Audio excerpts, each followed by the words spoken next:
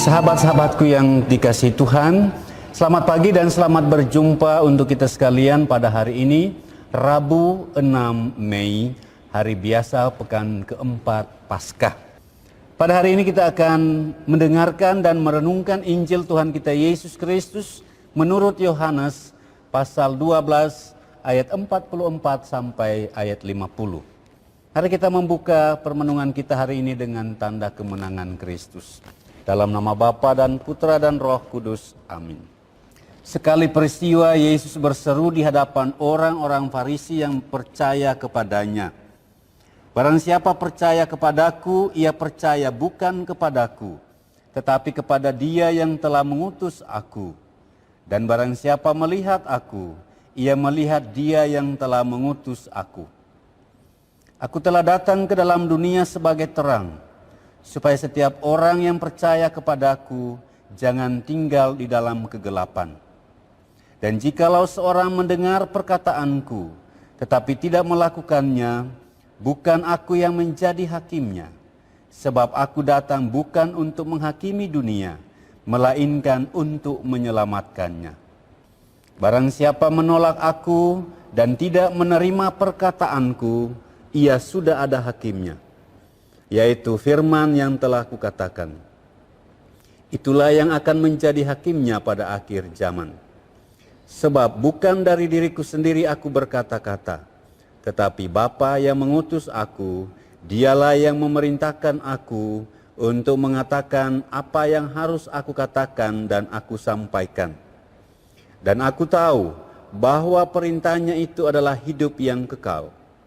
Jadi apa yang aku katakan, aku menyampaikannya sebagaimana difirmankan oleh Bapa kepadaku. Demikianlah Injil Tuhan, terpujilah Kristus. Melalui Injil hari ini, Yesus menegaskan betapa erat kesatuannya dengan Bapa yang mengutusnya. Ketika membaca atau mendengarkan Injil Yohanes 12 ayat 44 sampai 50 hari ini, kita pasti paham betul bahwa apa yang Yesus lakukan dan katakan itu semua bukan berdasarkan keinginannya sendiri, melainkan berasal dari Allah Bapanya. Yesus tidak pernah melakukan sesuatu atau mengatakan banyak hal kepada para pengikutnya yang tidak sesuai dengan apa yang diperintahkan kepadanya. Disinilah kita memahami betapa kesatuan Yesus dengan Allah Bapanya sungguh erat. Maksud kedatangan Yesus ke dunia kita hanya satu, yaitu supaya setiap orang yang percaya akan apa yang Dia ajarkan dan lakukan mengalami keselamatan. Hal itu dikatakan dalam ayat 47b.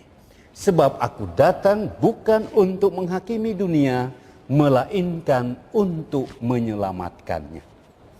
Dengan itu Yesus mau menegaskan kepada kita bahwa kedatangannya sungguh-sungguh membawa misi penyelamatan dunia. Siapa saja yang perlu diselamatkan? Menurut Yohanes, mereka yang hidup dalam kegelapan. Sebab untuk itulah Yesus datang. Katakan dalam Yohanes 12 ayat 46. Aku telah datang ke dalam dunia sebagai terang, supaya setiap orang yang percaya kepadaku jangan tinggal dalam kegelapan. Tinggal dalam kegelapan itu sama dengan manusia hidup dalam situasi yang tidak selamat. Maka mereka perlu diantar kepada Yesus supaya mengalami terang kehidupan atau keselamatan itu sendiri.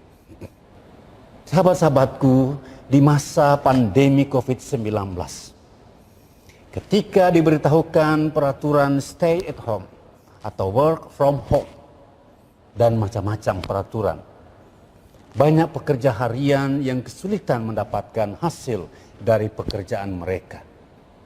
Banyak masyarakat ekonomi rendah yang kehilangan peluang untuk mendapatkan uang. Banyak karyawan kehilangan pekerjaan dan berbagai kesulitan yang dialami oleh seluruh warga masyarakat. Fenomena ini bukan tidak mungkin membuat hati, pikiran sebagian orang jadi gelap dan lalu melakukan tindakan melanggar hukum. Mereka inilah yang perlu diselamatkan atau diantar kepada terang kehidupan supaya terhindar dari perilaku yang jahat yang hanya membinasakan mereka. Marilah kita menjadi perpanjangan tangan kasih Yesus, membawa mereka kepada terang kehidupan supaya mereka mengalami keselamatan yang Tuhan janjikan kepada segala bangsa. Dalam nama Bapa dan Putra dan Roh Kudus. Amin.